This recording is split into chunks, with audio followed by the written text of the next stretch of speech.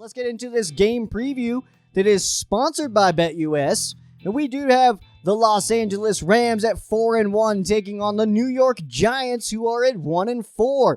This game does kick off at 10 a.m. Pacific time on Fox. Adam Amin and Mark Schlereth will be on the call. This game is being played at MetLife Stadium. It will be on Fox.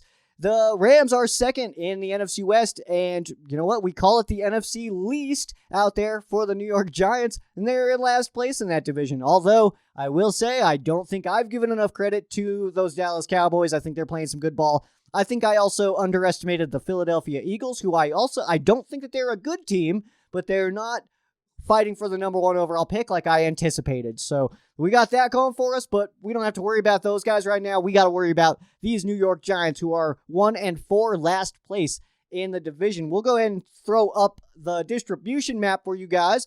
And this one here, the Rams are sitting, I want to say it's the blue areas here. I did share it out, but not a lot of area for this one, and I would like to blame the Giants for this one, being that 1-4 record don't get a lot of coverage, but also Fox has the single this week, so that does play in as well. So if you guys are in that area, that's awesome news. If you guys are not in that area, maybe you guys are going to a bar like I am, so you can have a good time and high five all of the homies after all the big plays. So that's where I'll be at, but if you guys are in the area, you can just stay home. You know what? You don't even have to put on like real pants. You can just keep on your sleep pants, wear your nice slippers, something like that, and then you can just high five your dogs and cats, I guess. I don't know.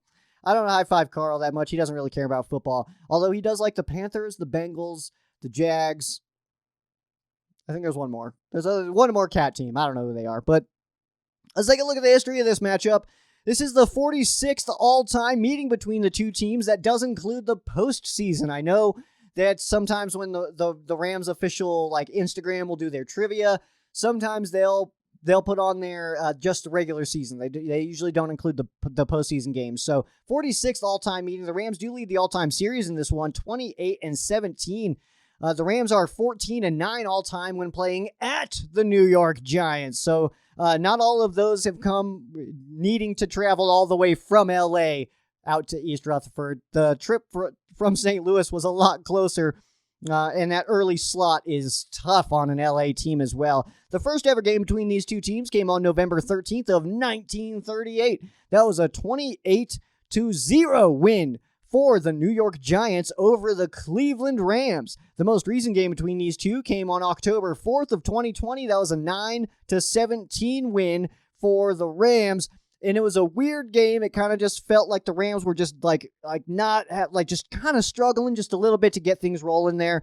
But we're still able to come out with an 8-point win in that one. The Rams have won the last two between in this series, and then before that, the Rams actually had lost 7 straight. So getting our own streak going here, and if we can get to 3, it actually becomes a streak and not just back-to-back wins, and we can keep that rolling, and maybe we'll just never lose to the Giants again. Maybe that's exactly what happens now. So, there's just a couple of questions that we're trying to answer in this one on both sides, because I don't believe that the Giants will be able to turn it around enough to make it to the postseason, but really what we're looking at here is can the Giants overcome these injuries?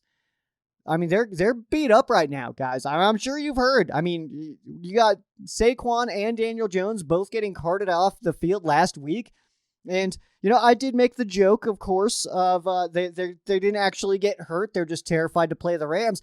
But I also, though, I do have sympathy for that, because we used to be a team that would just get beat up all the time. Luckily, right now, we've got some years of health that are playing out real nice for us, except for Darius Williams. We'll talk about him in just a second, but, well, we won't talk about him in just a second. He's probably going on to a short-term IR. We'll probably be missing him for about 3 weeks. He has a minor ankle sprain. That's all. But on the Rams side of it here is, can the Rams just keep up with the Cardinals, who are traveling to Cleveland? So that's going to be a tough one for them. But the Rams specifically here, if the Rams lose this game and the Cardinals win, that's an extra game now that the Rams got to try to come back on. So the Rams just need to kind of keep pace with the Arizona Cardinals until we can play them again, which isn't that far out. I want to say it's like week 13, 12 or 13. I think it's in that range there. I don't have it completely memorized right now. Usually I do. That's weird. But So we just got to keep pace with the Arizona Cardinals, but they have a very tough game. So those are the two questions. Can the Giants overcome their plethora of injuries at very important offensive positions, quarterback, running back, wide receiver, Kenny Golladay, who was the other one, Kadarius Toney? Yeah, I mean, they're a little bit beat up right now, and can they overcome that? Is Mike Glennon, or is he going to play? Because we haven't officially heard on Daniel Jones yet, Danny Dimes, but Saquon, he's going to be out. It looks like Golladay and Toney both going to be out, so it's tough, man. You hate to see the injuries, and we want to play people at their full capacity here. We don't want to take any easy roads. And I really hope that we're not like kind of overlooking this one just a little bit to the Lions game. I don't think that that's what's happening here, but I would hate to see that be the case. But just some other notes in this one. We talked about Daniel Jones and Saquon both getting carted off in week 5, and it was like pretty close to each other too. I was just chilling on Red Zone all day because the Rams had the day off, playing Thursday, of course. So I was just kind of chilling, and it was like I saw the Saquon injury. And it was just super unfortunate. It wasn't even like in a play, really. It was like the play had ended and he just kind of ran into somebody. So you want to say, like, keep your head on a swivel, man. But it's like, what was he supposed to do? You know what I mean? Quadzilla over here was not able to protect his ankle. And that's really unfortunate to see, man. I wanted to see him against Aaron Donald. That would have been a fun matchup to watch. And then the Rams won't have Darius Williams, so we'll likely see Robert Rochelle getting his second career start. And I know that some people were a little bit aggressive on Robert Rochelle in his first start, which happened this last week. But you know what? I'm not super concerned about what Rochelle was doing out there. I think that it was his first start. And you know what? He's got all the talent in the world. And the kind of mistakes that he's making are mistakes that you go in and film and look at and you're like, oh, okay, that's what happened. Like, okay, just keep doing that. Keep running this way. Like, I feel like the issues that we saw with Robert Rochelle last week are easily fixable stuff. And I think that he's got the right mindset to do it. If you guys watch his press conference, I'm sure you guys agree. Let's take a look at the matchup of this one. We'll start with the Rams offense. The Rams offense getting back into top 10, second in the NFL in passing.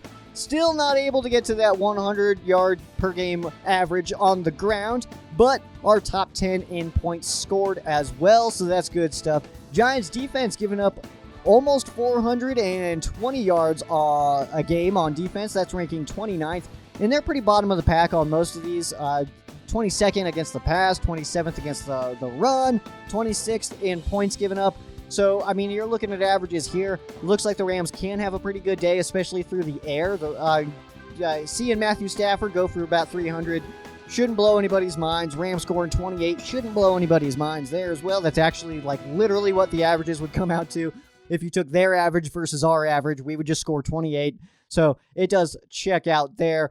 But ultimately, I think that there's a lot of things that the Rams can do here. I think that a big part of it, especially with the injuries on the other side of the football for the Giants, is going to be just controlling it. And as long as we're having the football, I mean, don't let these guys have it. I mean, it's easier said than done, but if you are controlling the game and putting Mike Glennon in a situation where he's needing to come back on the Rams, that's a tough spot to be in, especially for a guy who just hasn't played that much, especially recently. So, and then running back, I mean, Saquon being out is a big hit. I mean, obviously he's a very talented player, and then these wide receivers too. That's all on the other side of the football. But the Rams, I think, have a good opportunity. I mean, like Bradbury's very, very talented at corner, and I think that we'll see him on a lot of people because we don't have a number one guy for Bradbury to just cover the whole day or anything like that. So I think he'll kind of pick a side, and whether that's Woods, whether it's Kupp, whether it's Jefferson Jackson, anything like that,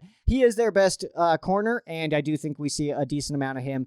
But I like the matchup here for the Rams. The Rams offense, I think, is in a good spot to be able to put up not only yards, but also points against that New York Giants defense. Let's go to the other side here, the Giants offense versus the Rams defense. And the Giants offense not playing too bad, but those injuries I think need to be considered here. So 8th in the NFL in passing, 13th overall. They're having trouble getting the ground game going. The Rams are doing a little bit better than they are. Just one ranking ahead of the Giants in that regard on offense.